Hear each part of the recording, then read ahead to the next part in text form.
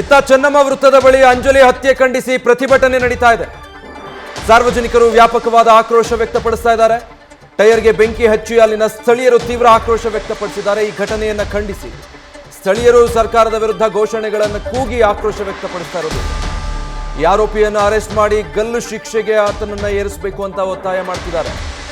Ambulance ಅನ್ನು ಅಡ್ಡಗಟ್ಟಿ ಸ್ಥಳೀಯರು ಪ್ರತಿಭಟನೆ ನಡೆಸಿದ್ದಾರೆ. ಪ್ರತಿಭಟನೆಯನ್ನು ತಡೆಯೋದಕ್ಕೆ ಪೊಲೀಸರು ಕೂಡ ಹರಸಾಹಸ ಪಟ್ಟಿದ್ದಾರೆ. ಅಷ್ಟು ಆಕ್ರೋಶ, ಅಲ್ಲಿ ಆಕ್ರೋಶದ ಕಟ್ಟೆ ಹೊಡೆದಿದೆ ಅಲ್ಲಿನ ಸಾರ್ವಜನಿಕರಿಗೆ, ಸ್ಥಳೀಯರಿಗೆ. ಮೇಲಿಂದ ಮೇಲೆ ಒಂದು ತಿಂಗಳ ಅಂತರದಲ್ಲಿ ಇಂಥ ಪ್ರಕರಣ ಮತ್ತೆ ಹುಬ್ಬಳ್ಳಿಯಲ್ಲಿ ಮರುಕಳಿಸುತ್ತೆ ಅಂತಾದ್ರೆ ಸರ್ಕಾರ ಏನ್ ಮಾಡ್ತಾ ಇದೆ, ಕಾನೂನು ಸುವ್ಯವಸ್ಥೆ ಏನ್ ಮಾಡ್ತಾ ಇದೆ, ಪೊಲೀಸರು ತಲೆ ತಗ್ಗಿಸಬೇಕಾದಂಥ ವಿಚಾರ ಇದು. ಇಂಥ ಪ್ರಕರಣಗಳು ಮರುಕಳಿಸುತ್ತೆ ಅಂದ್ರೆ ಅದು ಆ ನೀಚ ನೋಡಿ. ಅವ್ರ ಅಜ್ಜಿ ಹೇಳ್ತಾ ಇದ್ರು, ಹೇಳಿ ಮಾಡಿದ್ದಾನೆ ಆತ ಮೊದಲೇ. ನೇಹಾ ಕೊಲೆ ಪ್ರಕರಣ ಇತ್ತಲ್ಲ, ಅದ್ರ ಉದಾಹರಣೆ ಕೊಟ್ಟು ನೀನು ನನ್ನ ಜೊತೆ ಬರದೇ ಹೋದ್ರೆ ನಿನಗೂ ಇದೇ ಗತಿ ಆಗುತ್ತೆ ಅಂತ ಹೇಳಿ ಮತ್ತೆ ಹಾಗೆ ಮಾಡಿದ್ದಾನೆ ಅಂದ್ರೆ ಇಂಥವ್ರಿಗೆಲ್ಲ ಕಾನೂನಿನ ಭಯ ಇದೆಯಾ? ಹಾಗಿದ್ರೆ ಪೊಲೀಸರು ಯೋಚನೆ ಮಾಡಬೇಕು. ಪೊಲೀಸರನ್ನ ಕಂಡ್ರೆ ಇಂಥ ಕ್ರಿಮಿನಲ್ ಕೃತ್ಯ ಮಾಡುವಂಥವ್ರಿಗೆ ಭಯ ಇದೆಯಾ ಇಲ್ವಾ?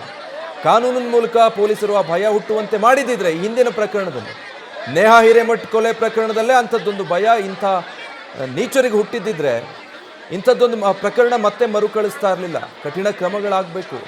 ಅದಾಗೋದಿಲ್ಲ ಅಂದಾಗ ಇಂಥ ಪ್ರಕರಣಗಳು ಮರುಕಳಿಸ್ತಾ ಹೋಗುತ್ತೆ. ಪೊಲೀಸರ ಮೇಲೂ ಕೂಡ ಇಲ್ಲಿನ ಸ್ಥಳೀಯರು ಆಕ್ರೋಶ ವ್ಯಕ್ತಪಡಿಸ್ತಾ ಇದ್ದಾರೆ. ಜೊತೆಗೆ ಸರ್ಕಾರದ ವಿರುದ್ಧ ಕೂಡ ಅವರ ಆಕ್ರೋಶದ ಕಟ್ಟೆ ಹೊಡಿತಾ ಇದೆ. ಮೇಲಿಂದ ಮೇಲೆ ಇಂಥ ಪ್ರಕರಣಗಳಾಗುತ್ತೆ. ಭಯಭೀತಿ ಇಲ್ಲದ ಹಾಗೆ ಹೇಗಂದ್ರೆ ಹಾಗೆ ಕಿಡಿಗೇಡಿಗಳು ಇಂಥ ಕೃತ್ಯಗಳನ್ನೇ ಎಸಗ್ತಾರೆ ಅಂತಾದ್ರೆ ಯಾರು ಇದಕ್ಕೆ ಜವಾಬ್ದಾರಿ ಅಂತ ನೋಡಿ. ಆಂಬ್ಯುಲೆನ್ಸ್ ಅನ್ನ ಪೊಲೀಸರು ಎಸ್ಕಾರ್ಟ್ ಮಾಡ್ತಾ ಇರೋದು ಒಂದು ದೃಶ್ಯ.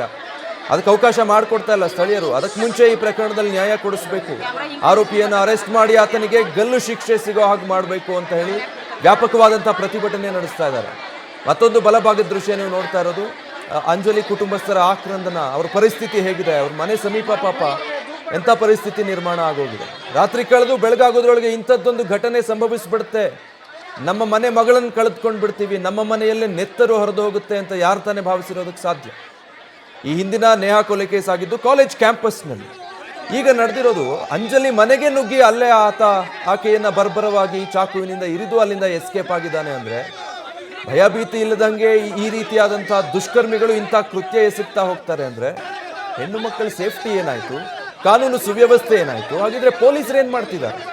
ಇಂಥದ್ದು ಒಂದು ಪ್ರಕರಣ ಆದಾಗಲೇ ಇಂಥ ನೀಚರನ್ನ ಹೆಡೆಮುರಿ ಕಟ್ಟೋ ಕೆಲಸ ಅದು.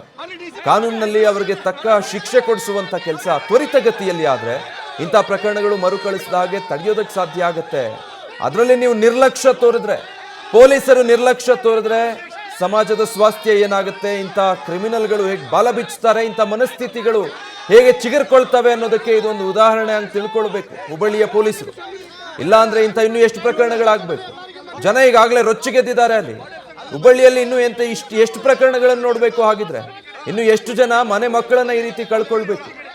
ಕಾನೂನು ಸುವ್ಯವಸ್ಥೆ, ಪೊಲೀಸರು ಎಲ್ಲ ಏನ್ ಮಾಡ್ತಿದ್ದಾರೆ? ಹಾಗಿದ್ರೆ ಕಾಕಿ ತೊಟ್ಟಿರೋ ಪೊಲೀಸರ ಕೈಯಲ್ಲಿ ಏನು ಸಾಧ್ಯ ಇಲ್ವಾ ಇಂಥ ಪ್ರಕರಣಗಳನ್ನು ತಡೆಯೋದಕ್ಕೆ? ಇಂಥ ಪ್ರಶ್ನೆಗಳನ್ನ ಅಲ್ಲಿನ ಸ್ಥಳೀಯರು, ಸಾರ್ವಜನಿಕರು, ಅಲ್ಲಿ ಪ್ರತಿಭಟನೆಯಲ್ಲಿ ಪಾಲ್ಗೊಂಡವರು ಕೇಳ್ತಿದ್ದಾರೆ. ಸರ್ಕಾರದ ವಿರುದ್ಧ ಕೂಡ ಅವರ ಆಕ್ರೋಶ. ಹೀಗಾಗಿ ಸರ್ಕಾರದ ವಿರುದ್ಧ ಧಿಕ್ಕಾರಗಳನ್ನು ಕೂಗಿ, ಪೊಲೀಸರ ಕಾರ್ಯವೈಖರಿ ಇದೆಯಲ್ಲ ಅದರ ವಿರುದ್ಧ ಧಿಕ್ಕಾರಗಳನ್ನು ಕೂಗಿ ಪ್ರತಿಭಟನೆ ಮಾಡ್ತಾ ಇದ್ದಾರೆ. ಇವತ್ತು ಬೆಳಗ್ಗೆ ಮುಂಜಾನೆಯಲ್ಲಿ ನಡೆದಿರುವಂಥ ಘಟನೆ ಇದು. ಗಿರೀಶ್ ಸಾವಂತ್ ಎಂಬಂಥ ಆರೋಪಿ ಈ ಅಂಜಲಿ ಅನ್ನುವಂಥ ಯುವತಿಗೆ ಆತ ಲವ್ ಪ್ರಪೋಸಲ್ ಮಾಡಿರ್ತಾನೆ, ಪ್ರೀತಿ ನಿವೇದನೆ ಮಾಡ್ಕೊಂಡಿರ್ತಾನೆ. ಆದರೆ ಆಕೆಗೆ ಅದು ಇಷ್ಟ ಇರೋದಿಲ್ಲ. ಬಲವಂತವಾಗಿ ತನ್ನ ಜೊತೆ ಬರೋದಕ್ಕೆ ಅಂತ ಹೇಳಿ ಫೋರ್ಸ್ ಮಾಡಿರ್ತಾನೆ, ಆದರೆ ಅದಕ್ಕೆ ಒಪ್ಪಿರೋದಿಲ್ಲ. ಪಾಪ ಆ ಯುವತಿ ಮನೆಯವ್ರ ಬಳಿನೂ ಹೇಳ್ಕೊಂಡಿದ್ದಾಗೆ ಅವ್ರ ಅಜ್ಜಿ ಕೂಡ ಕಣ್ಣೀರು ಹಾಕೊಂಡು ಹೇಳ್ತಿದ್ದಾರೆ, ಈಗ ಈತ ನನ್ನ ಹಿಂದೆ ಈತ ಒಬ್ಬ ಬಿದ್ದಿದ್ದಾನೆ, ಈ ರೀತಿಯಾಗಿ ಹೆದರಿಸ್ತಾ ಇದ್ದಾನೆ ನನಗೆ, ಆತ ಕರೆದ ಕಡೆ ಆತನ ಜೊತೆ ಹೋಗ್ಲಿಲ್ಲ ಅಂದ್ರೆ ನನ್ನನ್ನು ಕೊಲ್ಲೋದಾಗಿ ಬೆದರಿಕೆ ಹಾಕಿದ್ದಾನೆ ಅಂತ ಮನೆಯವ್ರ ಬಳಿ ಹೇಳ್ಕೊಂಡಿದ್ದಾಳೆ ಆಕೆ. ಬಟ್ ಯಾರು ಅದನ್ನ ಆಗ ಅಷ್ಟು ಗಂಭೀರವಾಗಿ ಪರಿಗಣಿಸಲಿಲ್ಲ ಅಥವಾ ಅದನ್ನ ನಂಬಲಿಲ್ಲ ಅಂತ ಅವ್ರ ಅಜ್ಜಿ ಹೇಳ್ಕೊಂಡು ಈಗ ಕಳ್ಕೊಂಡಿರುವಂಥ ಮೊಮ್ಮಗಳನ್ನ ನೆನೆಸ್ಕೊಂಡು ಪಾಪ ಕಣ್ಣೀರು ಹಾಕ್ತಿದ್ದಾರೆ. ಇಂಥ ಪ್ರಕರಣಗಳು ಇನ್ನು ಮುಂದೆ ನಡಿಬಾರದು ಅಂತಾದ್ರೆ ಇನ್ನಾದರೂ ಈ ಪ್ರಕರಣಗಳಿಗೆ ಸಂಬಂಧಪಟ್ಟ ಹಾಗೆ ಗಂಭೀರವಾಗಿ ಒಂದು ಚಿಂತನೆ ಮಾಡಬೇಕಾಗತ್ತೆ.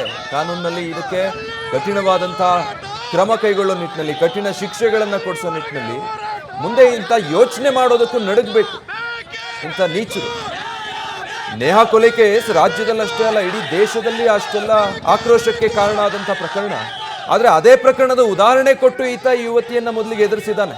ಒಂದು ವೇಳೆ ನಾನು ಹೇಳ್ದಂಗೆ ಕೇಳಿಲ್ಲ ಅಂತ ಹೇಳಿದ್ರೆ ನಿನಗೂ ಅದೇ ಪರಿಸ್ಥಿತಿ ಬರುತ್ತೆ ಅಂತ ಹೇಳ್ತಾನೆ ಅಂದ್ರೆ ಎಷ್ಟು ಹುಂಬತನ ಇರಬೇಡ, ಆತನ ಮನಸ್ಥಿತಿ ಏನಿರಬೇಡ. ಆ ಲೆಕ್ಕಾಚಾರದಲ್ಲಿ ಈತ ಯೋಜನೆ ಇಟ್ಕೊಂಡೇ ಈ ಕೊಲೆಗೈದಿದ್ದಾನೆ. ಒಂದು ವೇಳೆ ಸ್ವಲ್ಪ ಮುಂಚಿತವಾಗಿ ಎಚ್ಚೆತ್ತುಕೊಂಡಿದ್ದಿದ್ರೆ ಅಥವಾ ನೇಹಾ ಕೊಲೆ ಕೇಸ್ ಆದ ನಂತರ ಪೊಲೀಸರು ಅಲರ್ಟ್ ಆಗಿದ್ದಿದ್ರೆ, ನಿರ್ಲಕ್ಷ್ಯ ವಹಿಸದೆ ಹೋಗಿದ್ದಿದ್ರೆ ಇವತ್ತು ಮತ್ತೆ ಅಂಜಲಿಯನ್ನ, ಅಂದು ನೇಹಾ ಕಳೆದುಕೊಂಡ್ರೆ ಇವತ್ತು ಅಂಜಲಿಯನ್ನ ಕಳೆದುಕೊಳ್ಬೇಕಾದಂಥ ಪರಿಸ್ಥಿತಿ ಬರ್ತಾ ಇರಲಿಲ್ಲ. ಇನ್ನು ಎಷ್ಟು ಜನರ ಮನೆ ಮಕ್ಕಳಿಗಿಂತ ಪರಿಸ್ಥಿತಿ ಬರಬೇಕಾಗಿದ್ರೆ ಅನ್ನೋದು ಅಲ್ಲಿನ ಸ್ಥಳೀಯರು, ಕುಟುಂಬಸ್ಥರ ಆಕ್ರೋಶಕ್ಕೆ ಕಾರಣ ಆಗಿದೆ.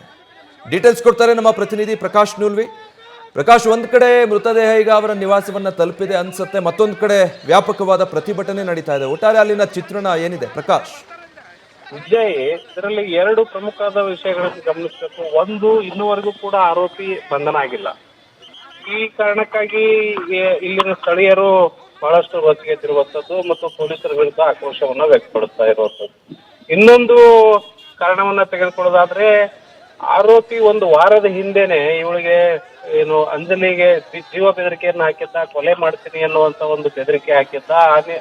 ಅದಕ್ಕೆ ಸಂಬಂಧಪಟ್ಟಂತೆ ಅವ್ರ ಕುಟುಂಬಸ್ಥರು ಸ್ಥಳೀಯ ಪೊಲೀಸ್ ಠಾಣೆಗೆ ದೂರನ್ನು ಕೂಡ ನೀಡೋದಕ್ಕೆ ಹೋಗಿದ್ರು. ಆದ್ರೆ ಉಡಾಫೆಯ ಉತ್ತರವನ್ನ ಪೊಲೀಸರು ನೀಡಿದ್ದಾರೆ ಅನ್ನುವಂತ ಆರೋಪ ಈ ಕುಟುಂಬಸ್ಥರದು. ಹೀಗಾಗಿ ಇವೆರಡು ಕಾರಣಕ್ಕೆ ಸ್ಥಳೀಯರು ರೊಚ್ಚಿಗೆದ್ದಿದ್ದಾರೆ. ಇದು ರೊಚ್ಚಿಗೆಳೋದಕ್ಕೆ ಮತ್ತೊಂದು ಕಾರಣವನ್ನ ಆಡ್ ಮಾಡೋದಾದ್ರೆ, ಇದೇ ಕಾರ್ಪೊರೇಟ್ ನಿರಂಜನ್ ಹಿರೇಮಠ್ ಏನಿದ್ದಾರೆ, ಇವ್ರದೇ ವ್ಯಾಪ್ತಿಗೆ ಒಳಪಡುವಂತ ಪ್ರದೇಶ ಇದು. ನೇಹಾ ಹಿರೇಮಠ್ ಕೊಲೆಯ ನಂತರ ಮತ್ತೊಂದು ಕೊಲೆ ಅದೇ ಕಾರ್ಪೊರೇಟರ್ ಏರಿಯಾದಲ್ಲಿ ನಡೆದಿರೋದ್ರಿಂದ ಸಹಜವಾಗಿನೇ ಈ ನಿರಂಜನ್ ಹಿರೇಮಠ ಈ ಪ್ರತಿಭಟನೆಗೆ ನೇತೃತ್ವವನ್ನ ವಹಿಸಿರುವಂತದ್ದು. ಮಗಳ ಸಾವಿನ ಒಂದು ಆಕ್ರೋಶದ ಜೊತೆಗೆ ತನ್ನದೇ ಏರಿಯಾದಲ್ಲಿ ಮತ್ತೊಂದು ಅದೇ ರೀತಿಯ ಕೊಲೆ ಆಗಿದೆ, ಇದಕ್ಕೆ ಪೊಲೀಸರ ನಿರ್ಲಕ್ಷ್ಯವೇ ಕಾರಣ ಅನ್ನುವಂತ ಆರೋಪವನ್ನ ಸ್ಥಳೀಯರು ಎಲ್ಲರೂ ಕೂಡ ಮಾಡ್ತಿರುವಂತದ್ದು. ಇದೀಗ ನೀವು ಹೇಳಿದಂತೆ ಮನೆ ಮುಂದೆ ಶವವನ್ನು ಇಟ್ಕೊಂಡು ಪ್ರತಿಭಟನೆ ನಡೆಸ್ತಾ ಇದ್ದಾರೆ. ಕೂಡಲೇ ಜಿಲ್ಲಾಧಿಕಾರಿಗಳು ಸ್ಥಳಕ್ಕೆ ಬರಬೇಕು. ಜಿಲ್ಲಾಧಿಕಾರಿಗಳು ಬಂದು ಈ ಅಮಾಯಕ ಹೆಣ್ಣು ಮಗಳ ಸಾವಿಗೆ ನ್ಯಾಯವನ್ನು ಕೊಡಿಸ್ಬೇಕು ಅನ್ನುವಂತ ಒತ್ತಾಯ ಸ್ಥಳೀಯರದ್ದಾಗಿದೆ. ಇದರಲ್ಲಿ ಪ್ರಮುಖವಾಗಿ ಪೊಲೀಸರನ್ನೇ ಅವರು ನೇರವಾಗಿ ಪ್ರತಿಭಟನಾಕಾರರು ಟಾರ್ಗೆಟ್ ಮಾಡ್ತಾ ಇರುವಂತದ್ದು.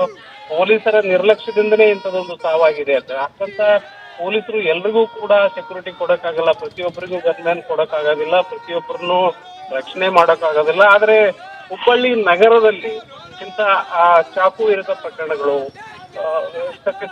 ಸಣ್ಣ ಪುಟ್ಟ ಕಾರಣಗಳಿಗೆ ದೊಡ್ಡ ದೊಡ್ಡ ಗಲಾಟೆಗಳಾಗುವಂತದ್ದು ಇದು ನಡೆದೇ ಇದೆ. ಹಾಗಾಗಿ ಪೊಲೀಸರ ಭಯ ಈ ಕಿಡಿಗೇಡಿಗಳಿಗೆ, ಈ ವಿಕೃತ ಮನಸ್ಸಿನವರಿಗೆ ಇಲ್ದಂತಾಗಿದೆ ಅನ್ನುವಂಥದ್ದು ಸ್ಥಳೀಯರ ಆಕ್ರೋಶ. ಅದೇ ಕಾರಣಕ್ಕೆ DC ಅವರು ಸ್ಥಳಕ್ಕೆ ಬರಬೇಕು ಅಂತ ಆಗ್ರಹವನ್ನ ಮಾಡ್ತಾ ಇರುವಂತದ್ದು ವಿಜಯ್, ಸ್ಥಳೀಯರು. Okay, thank you Prakash. News First ನಿರ್ಭೀತಿಯಿಂದ ನಿಮ್ಮ ಪರವಾಗಿ.